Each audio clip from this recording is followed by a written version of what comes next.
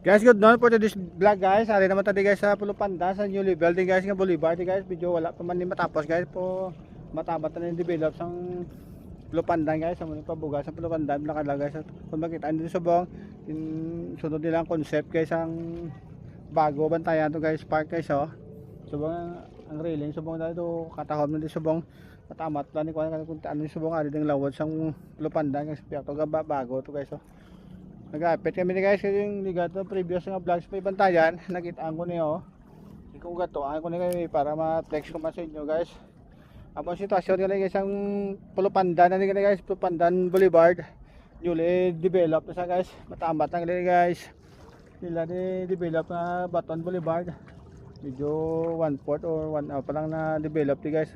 Makita nyo mga precast guys nga design sa igad sang pika-pika ang sa piyak din guys so katunggan guys so mga kanipaan to sa piyak guys makita nyo guys so medyo nahangawa taba guys nga kung dito at sa Bantayan Park guys so makita mo guys no katahom amo na yung discovery o guys kung ang sistema sang ila di kuan newly develop na ni guys sa pag-wala ni guys na Pasad nga Boulevard ano guys so lawad isang bago kay Pulo Pandan ang sa piyak to guys ini bago napos isang bago nga kuan guys so tay-tay basta hindi mo ng Pulo Pandan dinadala pa Pulo Pandan guys pagwa na sa Pulo Pandan ito ako gid para nga ma-flex ko sa inyo ito nahangawa ko nga ito to katawon isang boulevard pagwala ni sa guys sa new level boulevard sa paano abang-abang ako sa mga next nga vlog na human na gid guys ng development sang ini nga Bantayan Pulo Pandan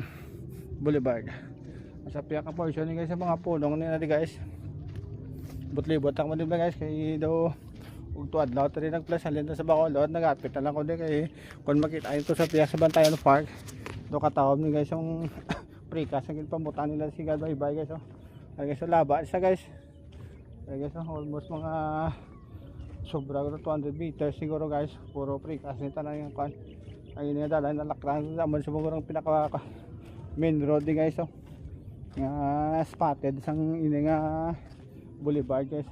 Kung makita nyo sa piyak to guys ha, mo ng Bantayan Park sa Bago City guys. Ano guys ha, bagong Pasad ni sa galay guys. Kung makita nyo mga main road lang develop guys ha, aras piyak guys ha.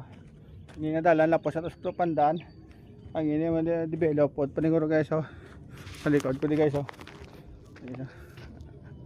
Bang abangan guys sa next vlog ta guys, basta develop na by next year kung ano yung mga binulan guys ha. Bless ko na sa inyo guys. Thank you for watching guys. God bless. Kag mayong to do medyo sakit-sakit ang init sa buni guys.